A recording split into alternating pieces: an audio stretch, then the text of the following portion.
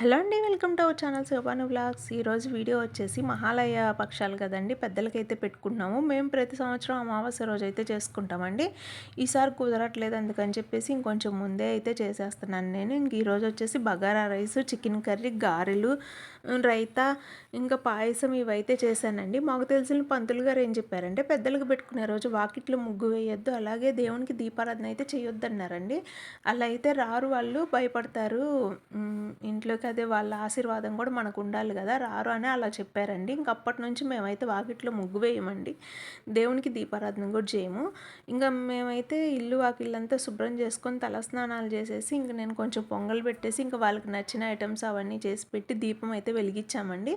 దీపం వెలిగించేసి ఇంక అన్నీ వాళ్ళ ముందు పెట్టేసి, వండిన పదార్థాలన్నీ ఇంకా వాళ్ళ ముందు పెట్టేసి దండం పెట్టుకొని కొబ్బరికాయ కొట్టి సాంబ్రాణి అయితే వేసామండి. ఇంకా మా ఆడపడుచు వాళ్ళని పిలిచాము భోజనానికి. మా ఆడపడుచు వాళ్ళు వచ్చారండి, ఊర్లోనే ఉంది కదా ఆడపిల్ల అని చెప్పేసి ఇంకా మా ఆడపడుచుని కూడా పిలుచుకున్నాము. ఇంకా మా వారికి అమ్మా నాన్న లేరు, నాకు అమ్మా నాన్న లేరు. మరి ఏం పాపం చేసామోనండి. కనీసం ఒకళ్ళన్నా అంటే అమ్మో నాన్నో తనకో అన్నా నాకన్నా ఉంటే, ఆ పెద్దలు ఉన్నది వేరే కదండి, ఇద్దరికీ లేరు. అదే బాధగా అనిపించింది.